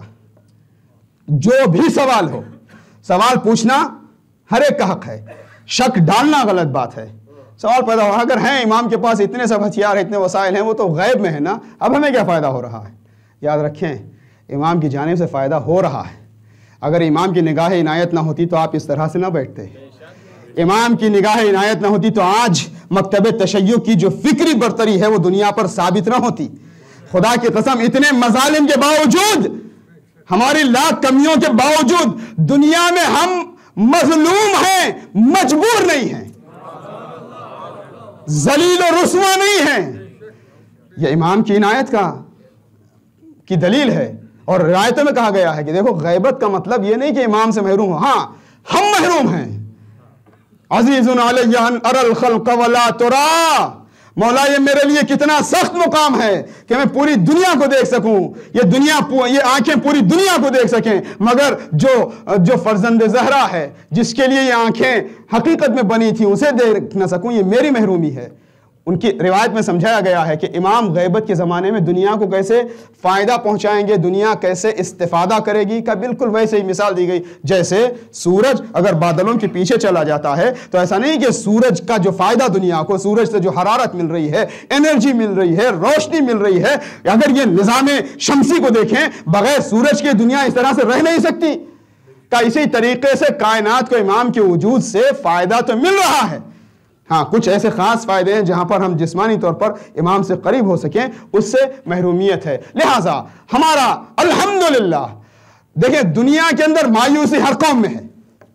ہر قوم یہ کہہ رہی ہے کہ اس وقت غریب اور امیر کا فاصلہ بڑھتا جا رہا ہے, ظلم بڑھتا جا رہا ہے, ہتھیار ماس ڈسٹرکشن کے اتنے ویپنز تیار کر لیے گئے ہیں کہ دنیا کبھی بھی تباہ ہو سکتی ہے. اخلاقی اعتبار سے گراوٹ کی انتہا نہیں ہے, خاندانی نظام کولیپس ہوتا ہوا نظر آ رہا ہے, مشکلات سب کو نظر آ رہی ہیں, مگر سلوشن ہمیں نظر آ رہا ہے. ہمارے سامنے وہ روشنی نظر آ رہی ہے کہ جہاں صرف ہمارے لیے نہیں, پوری دنیا کو عدل و انصاف سے سرفراز کیا جائے گا. کرۂ ارض یحیی الارض بعد موتہا, زمین زندہ کر دی جائے گی بعد اس کے کہ موت واقع ہو چکی. یعنی دنیا زمین حقیقی طور پر جب عدل نہیں ہوتی ہے تو مردہ زمین ہے, وہ مردہ قومیں ہیں. تو امام کی آمد کے لیے یہ سب آثار مہیا کیے گئے ہیں. ہمارا کام کیا ہے؟ بیٹھ کے کارنر میں انتظار کریں. کیا انتظار کا مطلب یہ ہے کہ جیسے طرح طرح کے انتظار ہوتے ہیں نا, کہ کوئی مایوسی کے ساتھ گھٹنوں میں سر ڈالے ہوئے بس کسی گوشے میں بیٹھ کر کے ایک کیفیت کا انتظار کرا ہے. خدا کی قسم یہ انتظار نہیں ہے. انتظار ایک ایسا بھی ہوتا ہے جہاں فرض کریں کسی گھر کا باپ بڑا ایک لمبے سفر کے بعد گھر آ رہا ہے, اس کی آمد کا بچے انتظار کر رہے ہیں, گھر میں جشن کا ماحول ہے, گھر کو سجایا جا رہا ہے, آنے والے کے لیے تیاری ہو رہی ہے, آنے والا ایسا ہے جو ہر خوشی لے کے آ رہا ہے. اس کے لیے تیاری ہو رہی ہے. کہا انتظار پوری امید اور شوق اور نشاط اور تازگی کے ساتھ ہو رہا ہے. یہ دنیا کی تھکی ہاری قوموں کے لیے ایک تسلی کا ذریعہ نہیں ہے کہ کونے میں بیٹھ کر کہہ دیں کہ اب ہم کچھ کر نہیں سکتے, انتظار کریں. نہیں, ہم انتظار کر رہے ہیں عزاداری کے ذریعے سے. ہم انتظار کر رہے ہیں کہ مولا کی بارگاہ میں ہم کربلا میں حاضر نہ ہو سکے تو کیا ہوا, ہم اپنے زمانے کے حسین کے لیے اپنے آپ کو تیار کر رہے ہیں. صلوات پڑھ دیں محمد والے محمد.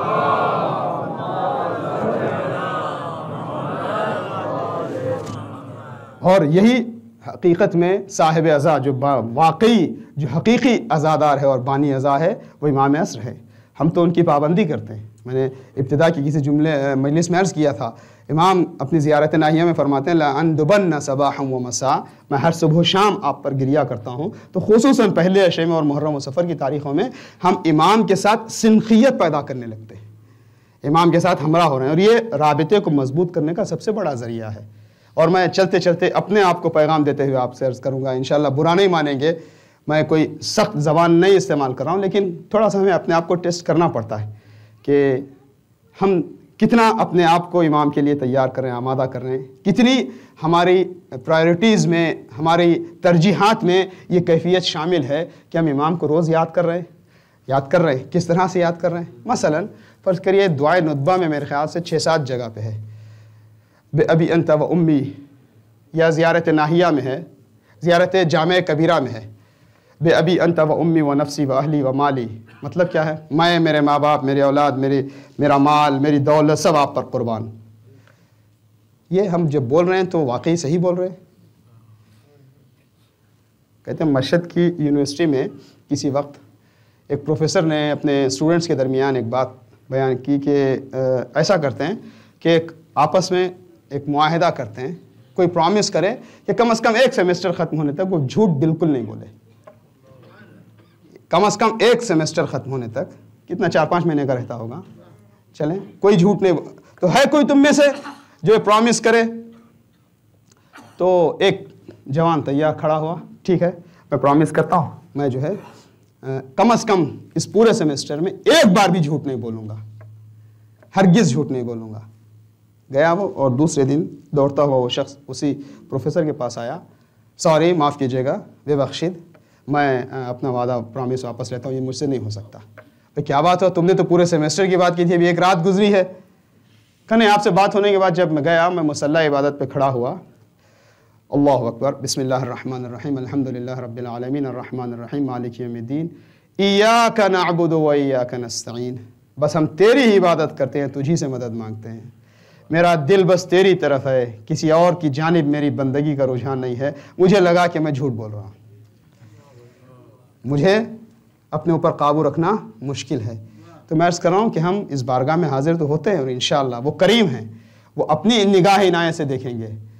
ہم سے کبھی کبھی چھوٹی خواہش پوری جو ہے وہ مقابلہ نہیں ہو سکتا, چھوٹی چیزوں پہ ہم ثابت قدم نہیں رہ سکتے. اور کہنے کو رہے بے ابی انت و امی و افسی نفسی و اہلی, میں, میرے ماں باپ, میری اولاد, میرا سب کچھ قربان. بھائی کبھی انا ہم قربان نہیں کر سکتے, کبھی جو ہے خواہش کا نہیں, یہ تو ہوتا ہی ہے. میں اکثر مثال دیتا رہا ہوں, سیم مثالوں کو ریپیٹ کروں ضروری نہیں ہے. یہ تو شادی کا پروگرام ہے, اب اس میں بھی کیا آپ سختیاں کریں گے؟ یہ خوشی کی تقریبات ہیں, یہ یہاں ایک چھوٹا سا ٹیسٹ ہوتا ہے تو ہم ثابت قدم نہیں رہ پاتے ہیں. تو اس کا مطلب یہ ہے کہ کربلائی بننا ہے تو دل میں امام کو جگا دو, اور جب امام اور امامت کی نصرت ہمارے ذہن و دل و دماغ پہ چھا جائے گی تو دنیا اور دنیا کی ہر کیفیت ہماری نظر میں حقیر ہو جائے گی. اور یہی کربلا والوں نے دستور دیا. اتنی سنجیدہ گفتگو کے ساتھ ایک بہت سمپل سادہ سا مثال, ظاہر ہے کہ مثال بری نہیں ہوتی ہے اپنے آپ, بہت سادہ مثال, اور اس کو انشاءاللہ آپ لوگ کوئی بہت زیادہ غیر سنجیدہ نہیں سمجھیں گے. کہا گیا کہ جب انسان اس کا ظرف بڑا ہونے لگتا ہے تو دنیا کی خوشیاں بھی, دنیا کی پریشانیاں بھی, دونوں چیزوں کا اثر اس پر نہیں ہوتا, جو بار بار میں آپ کی خدمت میں عرض کر رہا ہوں. تو ایک حکایت کے طور پر نقل کیا گیا, کسی میرے خیال سے فارسی مضمون کے ذریعے سے ہم نے دیکھا تھا, مثلا کہ کوئی ایک چھوٹا سا حشرہ مچھر آ کے کسی مضبوط درخت پہ بیٹھتا ہے, اور بیٹھ جانے کے بعد مضبوط درخت پہ بیٹھتا ہے. دیکھیں جب ظرف چھوٹا ہوتا ہے تو کیا ہوتا ہے, مضبوط درخت پہ بیٹھا ہے, اور اس کے بعد میں جو ہے کچھ دیر بعد وہ آواز دیتا ہے کہ درخت سنبھل جا, ہوشیار, خبردار, بیدار, میں اڑان بھر رہا ہوں, میں ٹیک آف کر رہا ہوں، تو درخت بڑھ کے آواز دیتا ہے تیرے آنے کی ہمیں خبر نہیں ہوئی تو تیرے ہمارے جانے سے کیا ہم پر اثر پڑنے والا ہے۔ بات کیا کہنا ہے، جہاں انسان کا ظرف وجود بہت چھوٹا ہوتا ہے وہاں کبھی انا، میری دولت، میرا عہدہ، میرا مقام، میرا حسن، میری شان، میری شوکت، میری تقریر، میری شاعری، میری زبان، میرا لباس، میرا علم، یہ سب چیزیں ہوتی ہیں۔ لیکن جب ظرف بڑا ہو جاتا ہے، خدا کی قسم اس وقت میں گنجائش نہیں ہے۔ کربلا والوں کی خصوصیت ہی یہ ہے کہ کربلا والوں کے جو بھی رنگ تھے، اتفاق سے کربلا ایک ایسا میدان ہے جہاں پر آپ کو کوئی چیز کامن نظر نہیں آئے گی۔ جتنے شہید ہیں نہ عمر میں ایک جیسے ہیں، نہ انٹلیکچوئل سٹیٹس کے اعتبار سے ایک ہیں، علم کی معرفت کے اعتبار سے کچھ بہت پرانے قدیم پڑھے لکھے، کچھ نئے نئے، کوئی حافظ قرآن، کوئی حبیب جیسا حسین کا بچپن کا ساتھی، تو کبھی راستے میں آنے والا وہاب کلبی ابھی کرسچینٹی سے کنورٹ ہو کے مسلمان اور امام کا ناصر بنا ہے۔ کسی بھی اعتبار سے، خاندانی اعتبار سے ایک شبیہ رسول ہے، مکمل رسول جیسا، اور ایک سیاہ غلام جون ہے۔ آپ جس اعتبار سے دیکھیں، مرد بھی ہیں عورتیں بھی ہیں، عمر کے اعتبار سے 80 سال کا بوڑھا بھی ہے، 6 مہینے کا بچہ بھی ہے، زبان کے اعتبار سے، جگہ شہروں کے اعتبار سے کوفے کے کافی لوگ ہیں، دوسری جگہ کے بھی لوگ آئے ہیں، اور خاندان بنی ہاشم کے لوگ بھی۔ غرض یہ کہ اگر آپ لکھنا چاہیں تو طرح طرح کے الگ الگ تفریقات اور فرق کے حالات نظر آئیں گے، کسی طریقے سے کوئی بات آپ کو کامن نظر آتی ہی نہیں ہے کہ سب ایک جیسے نظر آنے والے فوجی ہیں، جیسے فوجیوں کا مارچ ہو رہا ہو، بالکل سب ایک طرح کے بھرپور جوان سپاہی، ہرگز ایسا نہیں ہے۔ کوئی چیز ان کے درمیان کامن نہیں ہے۔ جہاں ہر رنگ مٹ جاتا ہے اسے رنگ حسینی کہتے ہیں۔ وہ محو حسینیت ایسے ہو گئے، ایک لفظ استعمال ہوتا ہے اردو اور فارسی کا ہے یہ، ذوب ہو جانا، مٹ جانا، میلٹ ہو جانا۔ اب کسی کی کوئی اپنی ذاتی پہچان نہیں بچی، سب حسینیت میں مل کر امام حسین کے پیغام کا، مشن کا، حسینیت کا ایسا حصہ بنے کہ جیسے حسین لافانی ہو گئے ویسے شہدائے کربلا بھی لافانی ہو گئے۔ خداوند عالم نے ذکر حسین کو عظمت دی تو شہدائے کربلا کو بھی عظمت دے دی۔ جہاں کہیں حسین کا تذکرہ ہوتا ہے وَعَلَىٰ أَوْلَادِ الْحُسَيْن وَعَلَىٰ أَصْحَابِ الْحُسَيْن۔ کیوں؟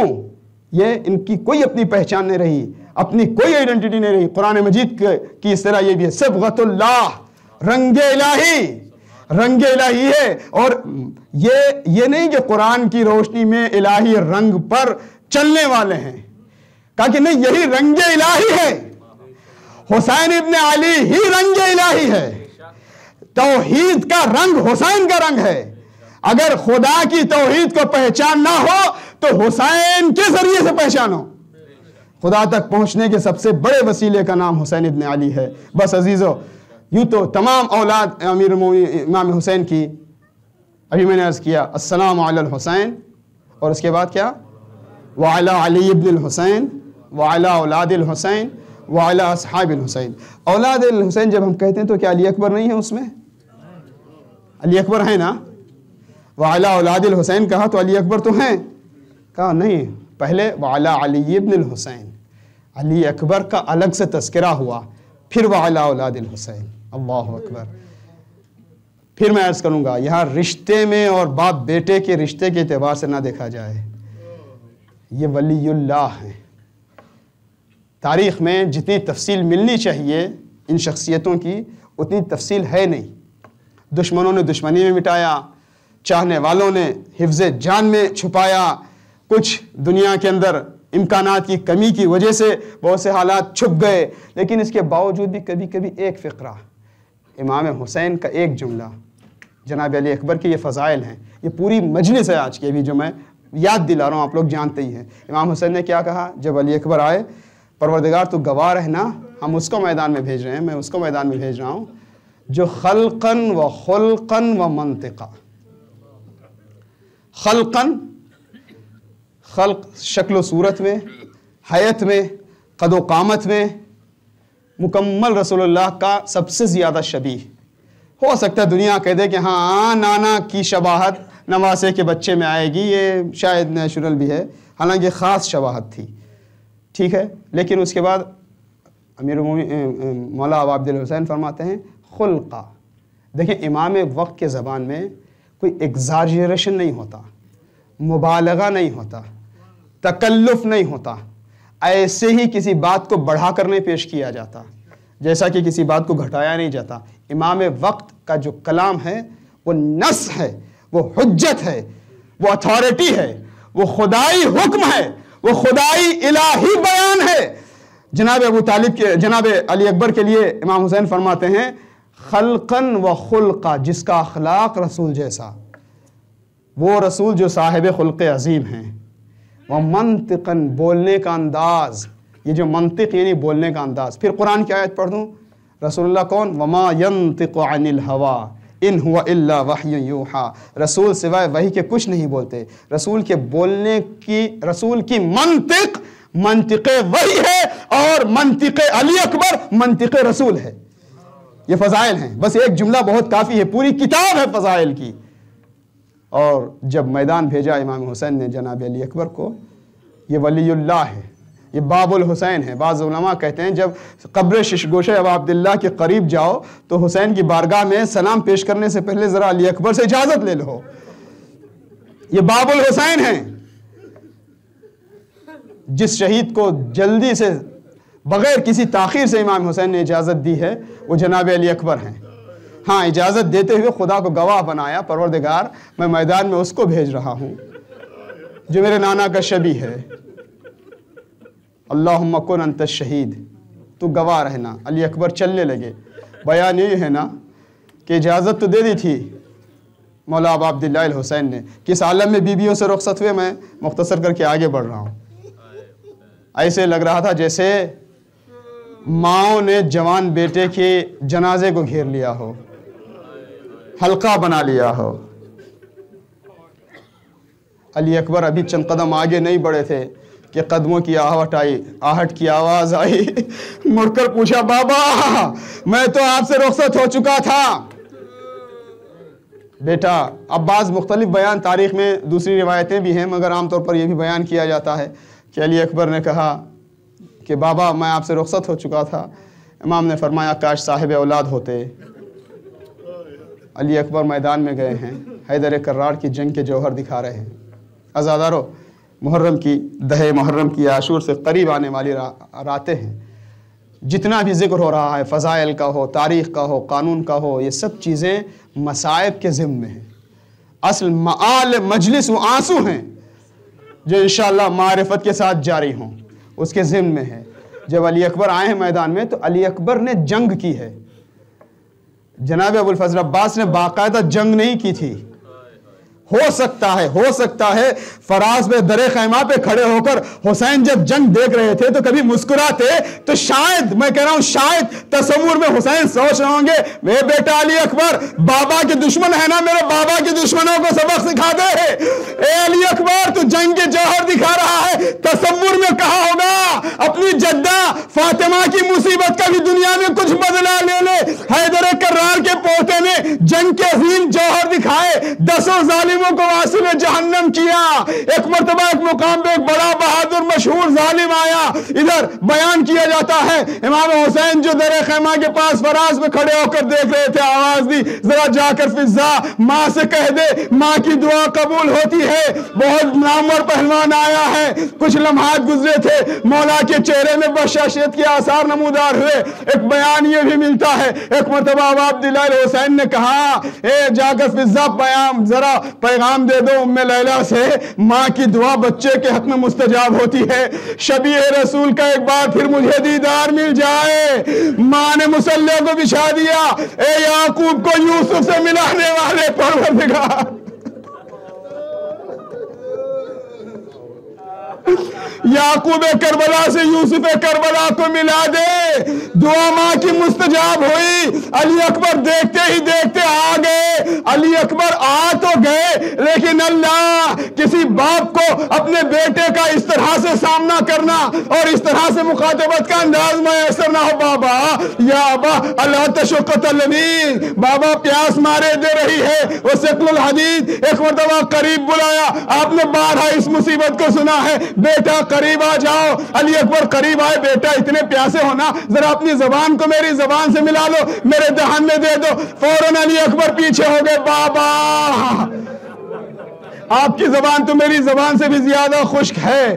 یہاں پر بعض علماء نقل کرتے ہیں کہ اصل میں معاملہ یہ تھا کہ علی اکبر شبیہ رسول تھے اور جوان بیٹا. عام طور پر ماں اور باپ کے درمیان یہ جو نفسیاتی فرق ہوتا ہے, ماں ہمیشہ بڑا ہونے کے بعد بھی بچے کے ساتھ شفقت کا, بوسوں کا اور مہربانی کا اظہار کرتی رہتی ہے, لیکن باپ کے ساتھ تھوڑا سا سلسلہ فاصلے کا ہونے لگتا ہے. جب علی اکبر واپس آئے تھے, چہرے علی اکبر کو دیکھا, حسین کا شاید دل چاہتا تھا کہ ایک بار ان لبوں کا بوسہ لے لیں. جس نے کہا بابا پیاس مارے دے رہی ہے, شبیہ رسول کے بوسے لیے, پھر اس کے بعد ساقی کوثر سے جام کوثر کی بشارت دی. علی اکبر واپس میدان میں آئے, رجز پڑھتے ہوئے. ظالموں نے پھر بے وفائی کی, چاروں جانب سے حملے ہونے لگے. ایک مرتبہ حیدر کرار کا پوتا حسین کا لاڈلا گھوڑے پر سنبھل نہ سکا. ہر شہید جب گھوڑے سے زمین پر آتا تو آواز دیتا مولا مدد کو آئیے. آپ روایت کے الفاظ اٹھا کر دیکھیں, جناب علی اکبر یہ نہیں کہتے مولا بابا مدد کو آئیے, نہیں, بلکہ کیا فرمایا, السلام یا ابتا علیک منی السلام.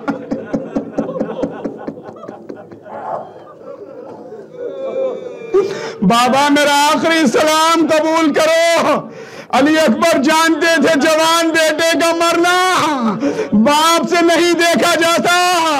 امام حسین آگے بڑھتے گئے, یا علی یا علی یا علی, نہیں معلوم یہ کربلا کے علی کو بلا رہے تھے یا نجف اشرف سے اپنے بابا علی مرتضیٰ کو مدد کے لیے بلا رہے تھے. اور اس کے بعد جب قریب گئے ہیں, عزاداروں مجلس تمام ہو رہی ہے. اللہ ان آنسوؤں کو قبول فرمائے, انسان پر رحمت نازل ہو, ہماری معرفت میں اضافہ ہو, ہمیں اخلاص نیت میں اثر ہو, امام کے لشکر کے قابل ہم بن جائیں, امام کی نصرت کے قابل ہم بن جائیں. اللہ اکبر. خداوند عالم سب کو عزیز انشاءاللہ ہماری عزاداریاں قبول ہوں. علماء کرام مراجع اعظام فقہا کی حفاظت و نصرت ہو. عزاداروں جس وقت مولا ابا عبداللہ الحسین مقتل کی جانب چلے ہیں, نشیب کی جانب چلے ہیں آواز دیتے ہوئے, تاریخ عالم کا یہ انوکھا منظر ہے. حضرت ابراہیم جب اپنے جوان بیٹے کے گلے پر چھری چلانے کی بحکم پروردگار کوشش کر رہے تھے تو آخری پڑاؤ میں آنکھوں میں پٹی باندھ لی گئی تھی کہ باپ بیٹے کی نگاہیں ٹکرانے نہ پائیں. یہ فخر ابراہیم ہے جو ابراہیم کا بھی کارنامہ پیش کر رہا ہے, اسماعیل کا بھی کارنامہ پیش کر رہا ہے. اللہ اکبر. بیان یہی ہے کہ سینے پہ برچھی کی انی تھی. بابا ذرا سینے سے برچھی کی انی نکالیں. شاید فاتح خیبر نے عالم تصور میں بابا کو یاد کیا ہوگا. بابا در خیبر اٹھانا پھر بھی آسان تھا, اپنے کڑیے جوان بیٹے کے سینے سے برچھی کی انی نکالنا کتنا مشکل ہے. عزادار و تاریخ کہتی ہے مظلوم کربلا نے 3 مرتبہ 3 خطاب کیے ہیں اپنے جوان بیٹے سے. پہلے اپنے بیٹے کے منہ پہ منہ رکھا, اعلی دنیا بعد کلافا, پھر سر کو اٹھایا. شیخ جعفر شوشتری, بس آخری جملہ, شیخ جعفر شوشتری کہتے ہیں کہ دیکھو موت 3 طرح کی ہے. ایک موت شہادت کی ہے, تلوار سے قتل کے ذریعے سے. ایک موت زہر کے ذریعے سے ہوتی ہے جو اکثر ائمہ کو زہر کے ذریعے سے شہید کیا گیا, اور ایک ظاہراً طبیعی سی موت ہوتی ہے. تو حسین کے لیے 3 موتیں ہوئیں, یہ ان کا تجزیہ ہے.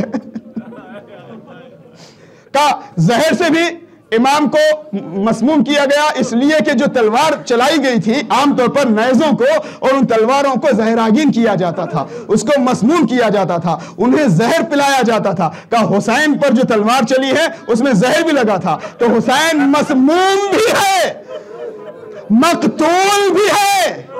پھر وہ کہتے ہیں کہ حسین کی موت بھی ہوئی. وہ کون سی احساس کی موت؟ امام حسن مجتبی کی شہادت کے لیے 28 سفر کی تاریخ کے ساتھ سفر کے پہلے مہینے 6-7 سفر کی بھی تاریخ ہے. کسی عالم نے بہت تحقیق کرنے کی کوشش کی, خواب میں امام مجتبی کو دیکھا, پوچھا مولا آپ ہی بتا دیجئے کہ آپ کی شہادت وہ 6-7 سفر کو ہے یا 28 سفر کو. امام نے فرمایا دیکھ جس دن بھی چاہے میرا ذکر کر لینا, اگر تو یہ جاننا چاہتا ہے کہ مجھے موت کب واقع ہوئی, احساس کی موت کا جس وقت میری ماں فاطمہ پر جلتا ہوا دروازہ گرایا گیا.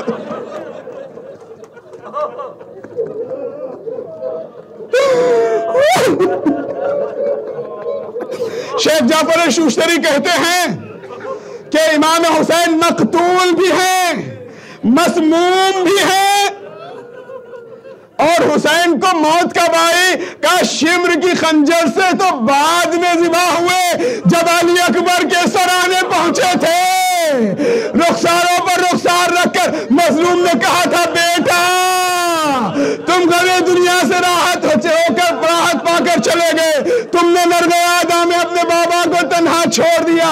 حسین کی روح گویا اسی وقت نکل چکی تھی۔ اللہ کسی باپ کو منظر نہ دکھائے، جوان بیٹے کا لاشا اٹھنے کا وقت آیا، کوئی مددگار نہیں ہے، بنی ہاشم کے بچوں آ حسین کی مدد کرو۔ ایک مرتبہ تاریخ کہتی ہے جب لاشا لے کر چلے ہیں، میں نے اس کیا نا امام حسین کے دل پر کیا گزری تھی، کتنا گریا تھا، لہٰذا تاریخ میں ایک جملہ ملتا ہے، جناب زینب نے جو پہلا خطاب کیا ہے، یہ نہیں کہا میرے لال علی اکبر، یہ نہیں کہا میرے 18 سال علی اکبر، اے میرے نوجوان کا نہیں، یبنا اخیا، ہائے میرا ماں جایا حسین۔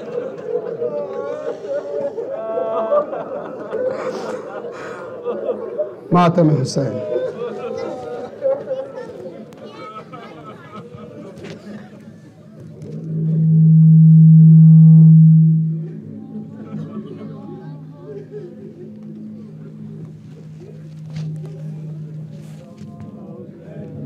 یا حسین